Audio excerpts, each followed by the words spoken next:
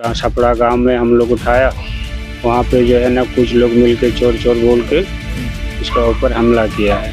Mob lynching हो सकता है क्योंकि मौलवी साहब था, दाढ़ी वाला था। एक कपाली का घोष नगर से रहने वाला मेरा मामा था ताजुद्दीन साहब। रोज़ की तरह 8 तारीख को जो है ना सुबह फजर के बाद ना घर से गया।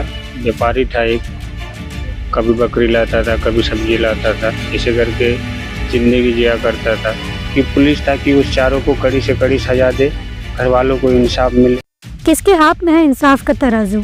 मॉब लिंचिंग की बर्बरता का शिकार बने कपाली के व्यापारी झारखंड में इंसाफ की उम्मीद फिर सवालों के घेरे में। आदित्यपुर थाना क्षेत्र के सापड़ा गांव में 48 वर्षीय शेख ताजुद्दीन की मॉब लिंचिंग की दिल दहला देने वाली घटना ने झारखंड में इंसाफ और सहिष्णुता की बहस को फिर से गर्म कर दिया है। नमस्कार, आदाब, जोहार। आप देख रहे हैं न्यूज़ 5 AM। बकरी और सब्जी खरीदने बेचने वाले इस व्यापारी की 8 दिसंबर को भीड़ ने बेरहमी से लाठी डंडों से पिटाई कर दी। 6 दिन तक जिंदगी और मौत के बीच जूझने के बाद रांची के रिम्स अस्पताल में 13 दिसंबर को उनकी मौत हो गई। शेख ताजुद्दीन पर भीड़ ने चोर चोर का इल्जाम लगाकर हमला किया। उनका जुर्म सिर्फ इतना था कि वे एक शख्स वेशभूषा और धार्मिक पहचान के साथ सापड़ा गांव से गुजर रहे थे। नमस्कार, आदाब, जोहार। आपका स्वागत है न्यूज़ 5 AM जमशेदपुर में। तो मैं अभी मौजूद हूँ सरायकेला खरसवा के आदित्यपुर थाना अंतर्गत सापड़ा गांव। ये वही सापड़ा गांव है जहां 8 दिसंबर के दिन के 10:45 में ताजुद्दीन को यहाँ के स्थानीय लोगों द्वारा बेरहमी से मारा गया। उनके साथ मॉब लिंचिंग किया गया। यहीं से पुलिस ताजुद्दीन को जख्मी हालात में लेकर TMH लेकर गई थी और उसके बाद उनके घर वालों को, उनके परिजनों को खबर दी गई थी।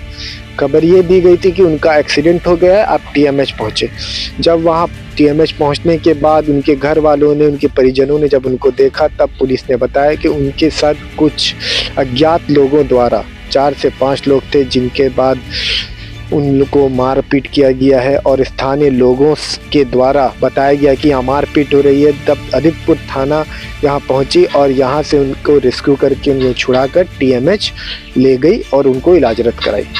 तो ये वही लोकेशन है, ये वही जगह है, सापड़ा, सरायकेला खरसवा, आदित्यपुर थाना अंतर्गत सापड़ा गांव है ये। तो आगे की जो भी कार्रवाई पुलिस द्वारा चल रही है, उनसे भी मैं मिलने की कोशिश करूं। पुलिस ने तत्परता दिखाते हुए नामजद आरोपियों मन्नू यादव, चेला यादव, संजय यादव और गौतम मंडल को गिरफ्तार कर लिया है। आदित्यपुर थाना प्रभारी राजीव सिंह और सरायकेला SP ने त्वरित कार्रवाई कर ये सुनिश्चित किया कि कानून के हाथ अपराधियों तक पहुँचे। पुलिस की ये तत्परता प्रशंसा योग्य है, लेकिन ये घटना एक गहरे सवाल को जन्म देती है। क्या केवल गिरफ्तारियां समाज में बढ़ती असहिष्णुता और मॉब लिंचिंग की मानसिकता को रोकने के लिए पर्याप्त है? एक कपाली का घोष नगर से रहने वाला मेरा मामा था शेख ताजुद्दीन साहब। व्यापारी था एक, कभी बकरी लाता था, कभी सब्जी लाता था, ऐसे करके ज़िंदगी जिया करता था। रोज़ की तरह 8 तारीख को जो है ना सुबह फजर के बाद ना घर से गया। उस दिन 8 तारीख को सुबह 10 बजे, 10:30 बजे पुलिस का कॉल आता घर पे कि TMH में आइए, TMH में आपका वालिद साहब का जो एक्सीडेंट हुआ है, TMH में एडमिट किया। वहाँ TMH में 3 दिन रहने के बाद वहाँ से जो है ना हम लोग रिम्स ले गया और रिम्स ले जाने के बाद वहाँ 4-5 दिन के बाद 13 तारीख को उनका डेथ हो जाता है। छपड़ा गांव में हम लोग उठाया, वहाँ पे जो है ना कुछ लोग मिलके चोर चोर बोल के इसका ऊपर हमला किया है। मॉब लिंचिंग हो सकता है क्योंकि मौलवी साहब था, दाढ़ी वाला था। ये घर वालों को इंसाफ मिले इसी कांड होने के बाद। वही तो एक था। हम लोग 17 तारीख को सुबह 11 बजे थाना पहुँचे थे। वहाँ बड़ा बाबू की द्वारा हम लोग को पता चला कि जिस 4 आदमी का नाम था, ये चारों जो है ना सिलेंडर कर चुका है। तो हम लोग को यही उम्मीद है कि पुलिस ताकि उस चारों को कड़ी से कड़ी सजा दे, घर वालों को इंसाफ मिले। ये कोई पहली घटना नहीं है जब झारखंड मॉब लिंचिंग की वारदात से शर्मसार हुआ हो।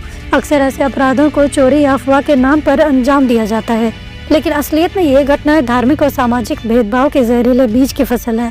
सरकारें मॉब लिंचिंग के खिलाफ कानून बनाने की बातें करती है, लेकिन जमीन पर ये कानून कब अमल में आएगा, इसका जवाब आज भी अधूरा है। हर बार एक नई मौत, एक नया शोक और एक नया वादा सुनने को मिलता है।